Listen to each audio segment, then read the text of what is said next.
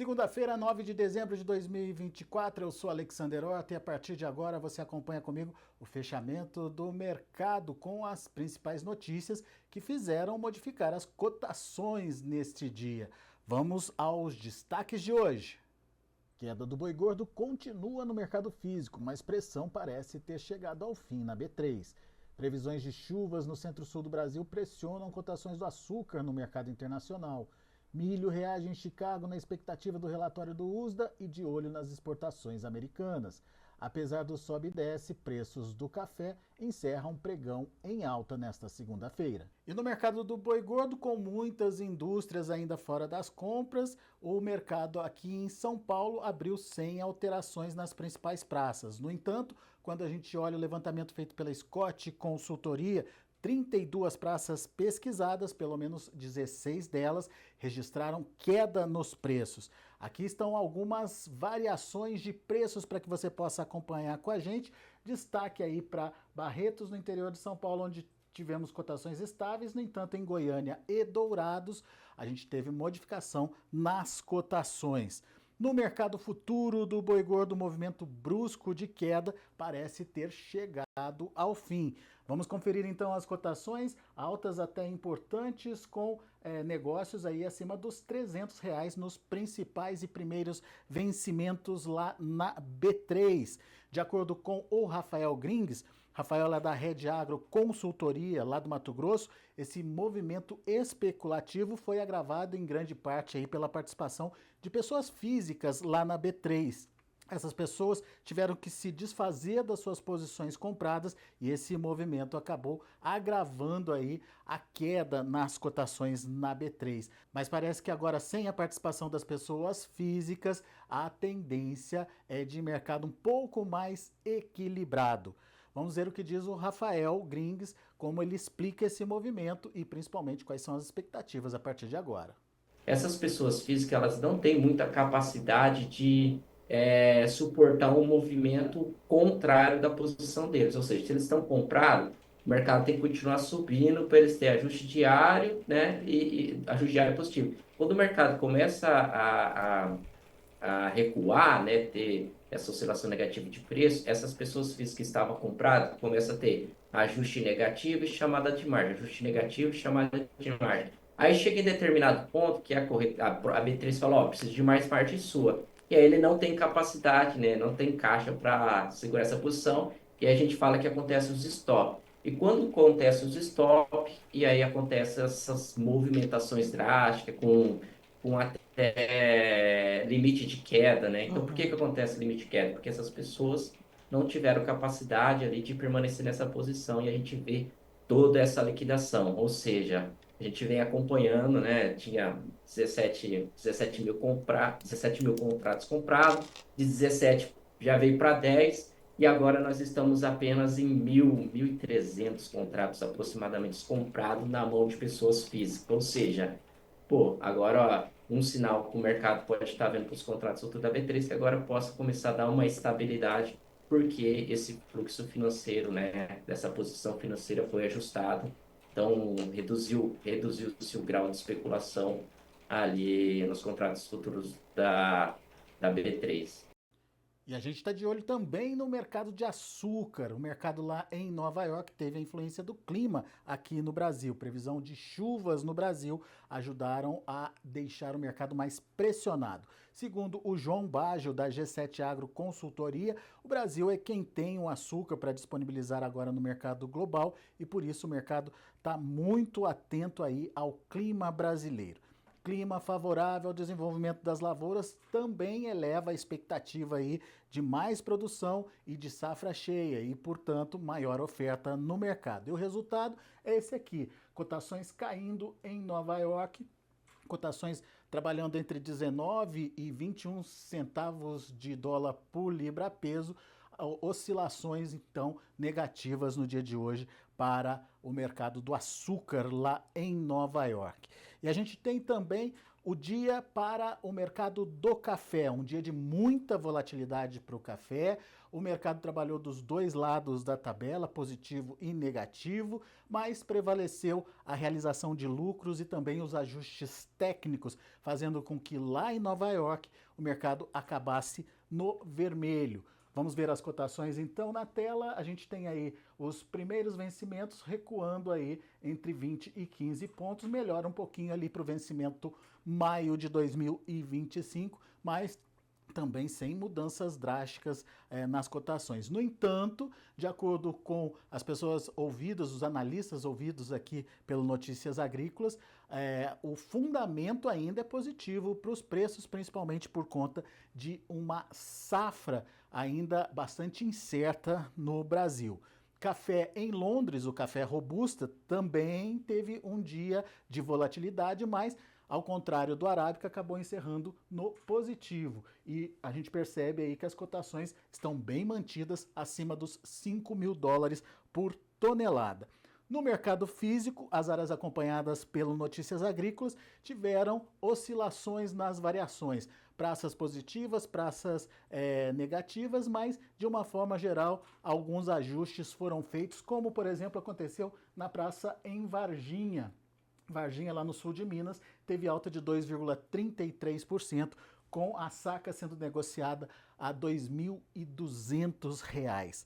E a gente quer saber, obviamente, o que está acontecendo nas lavouras pelo Brasil afora. E a Rafaela Ribeiro, jornalista aqui do Notícias Agrícolas, foi ouvir os especialistas. Quem são os especialistas? Os produtores brasileiros. Preste atenção no que diz esse produtor lá da Alta Mogiana, sobre o que está acontecendo na produção, lá na lavoura dele.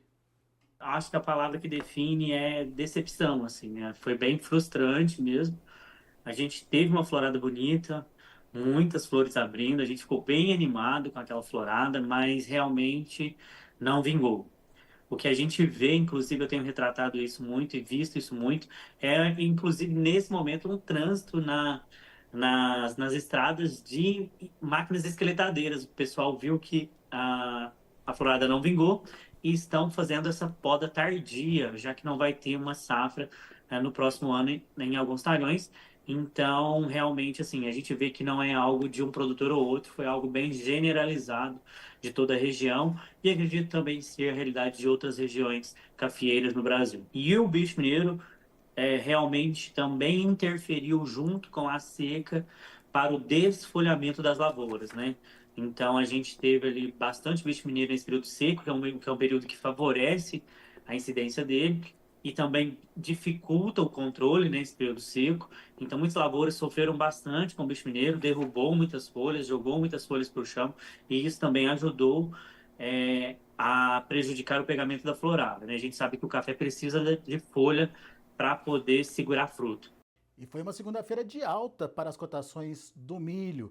Na bolsa em Chicago, dois fatores fizeram o milho encerrar com elevação. O primeiro deles, um ajuste antes da divulgação do USDA nessa terça-feira, o relatório mensal de oferta e demanda. O mercado aguarda aí por uma redução nos estoques americanos. O segundo, força da exportação americana, isso mesmo. Melhoraram as exportações por lá e na última semana foram notificadas vendas de 1.730.000 toneladas do cereal.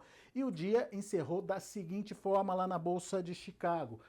Altas de 3% no primeiro vencimento, dezembro acima dos $4 por bushel, 4,34, e destaque aí também para o maio, 4,47, quase 4,5, $4,5 por bushel. Portanto, uma evolução nos preços do milho lá na CBOT e aqui no Brasil, na B3, também uma evolução das cotações.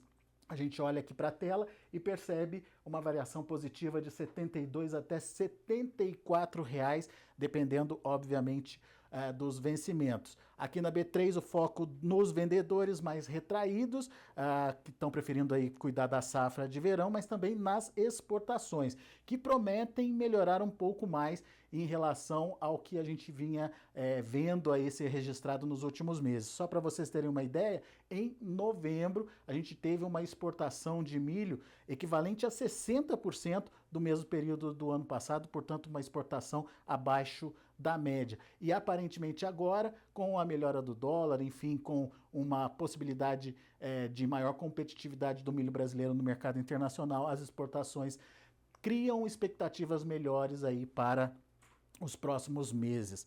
Conferindo então o fechamento na B3, a gente tem aí, portanto, variações de 0 até quase 1,2%, de R$ 72 a R$ 74 reais por saca. Aqui no Brasil, o mercado do milho segue com baixa liquidez, reflexo da retração tanto de compradores quanto de vendedores no mercado spot. Muito bem, está na hora da gente falar da soja. A bolsa em Chicago também trabalhou dos dois lados da tabela nessa segunda-feira, mas encerrou mesmo no vermelho. Pressão ainda é grande, principalmente vem dessa oferta que está sendo construída na safra aqui na América do Sul. Só o Brasil, as projeções das principais casas mostram que pode ser produzido por aqui algo em torno de 170 milhões de toneladas. O dia lá em Chicago também foi de ajuste para o relatório de oferta e demanda do USDA, que vai ser divulgado nesta terça-feira. O mercado está mirando na evolução da safra na América do Sul e também no aumento dos estoques globais. Olhando, portanto, as cotações lá na Bolsa de Chicago, a gente tem uma queda aí de 3 pontos mais 75 em relação ao fechamento anterior, mas sustentado ali nos 9,90 até 10 dólares por bushel o preço da soja. Em entrevista à jornalista Carla Mendes, o Ginaldo de Souza, lá do Grupo Laboro, falou um pouquinho do que pode acontecer em relação ao relatório do USDA de amanhã, as expectativas dos números que serão divulgados. Vamos ouvir?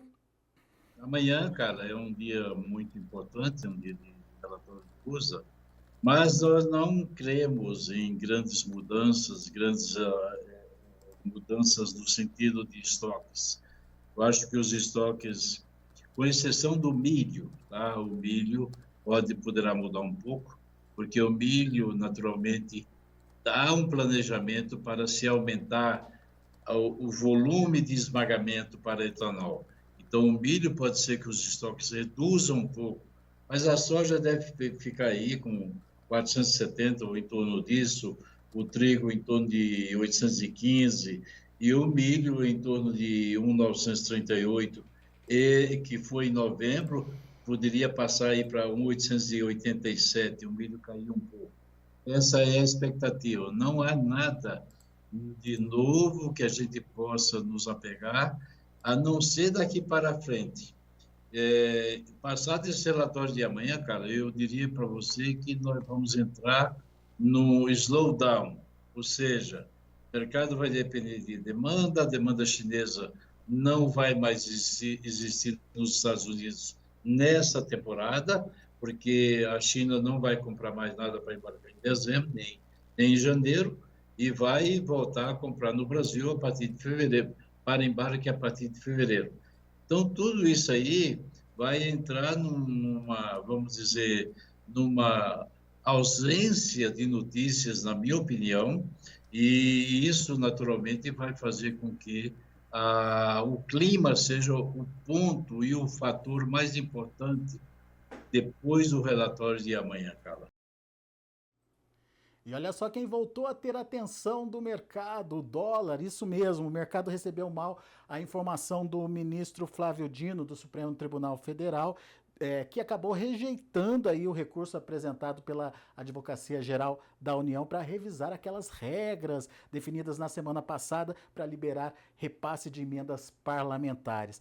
Fontes afirmaram a Reuters que a decisão acabou travando a discussão do pacote lá na Câmara dos Deputados e isso ameaça a votação das medidas da casa aí para esse ano de 2024. Talvez essa votação fique para 2025. O governo parece estar tendo dificuldade de criar uma base de aprovação do pacote e essa notícia atrapalhou muito e, portanto, o cenário se tornou mais desafiador para as medidas, disse o Daniel Cunha, estrategista-chefe do BGC Liquidez. Portanto, dólar fechando aqui a R$ 6,08 com uma alta de 0,18%. E com essas informações, a gente encerra essa edição do fechamento do mercado aqui do Notícias Agrícolas. Obrigado pela audiência, obrigado pela participação de vocês conosco aqui e amanhã tem mais mercado. Continue com a gente.